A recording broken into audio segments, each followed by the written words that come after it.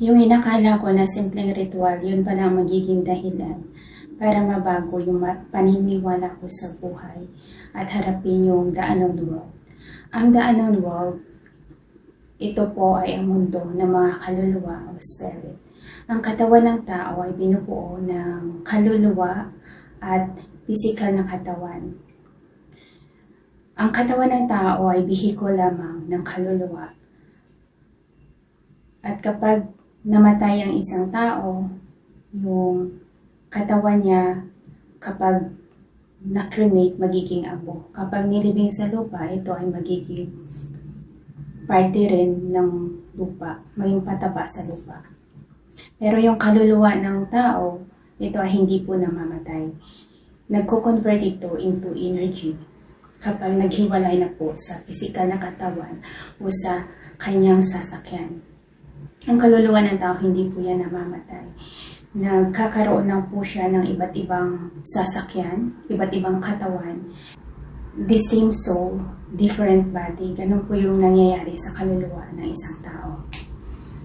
At ang The Unknown World, ito po ay mundo ng mga kaluluwa o spirit. In this human world, only 1% of human yung naniniwala o conscious awake about sa the world of spirit.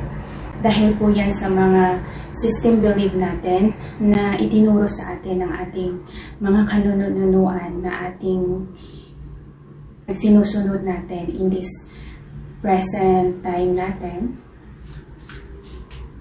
Kung bakit limited belief po yung mga tao pagdating sa the world of spirit. The unknown world is the world of spirit. Doon po, nagbe-base lang po sila sa energy. Meron po tayong dalawang uri ng energy, isang positive energy at isang negative energy.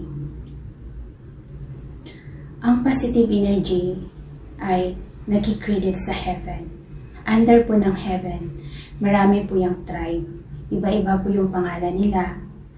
Pero energetically po, nagpo-produce po sila ng love and the light's energy na nag-create as a positive energy.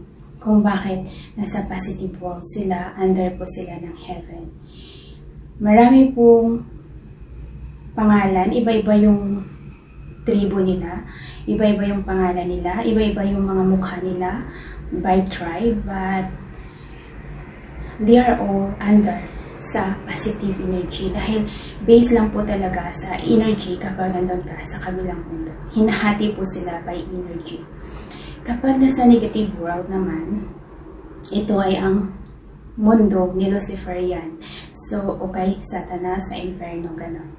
Under po ng Inferno, there is a negative spirit din po. Tribe by tribe po sila. Sa world of spirit, doon ay by energy po. Bilang tao po, nasa duality pa po yung katawan natin as human. Ibig sabihin po, nag-i-exist po yung good and bad sa isang individual na tao. Meron po tayong free will.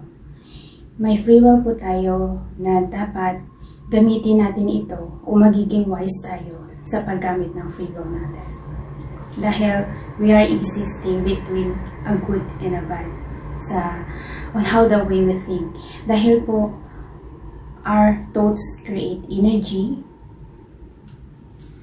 kung bakit tayo nakakagawa ng negative and positive energy dahil po yan sa mga iniisip natin as a human.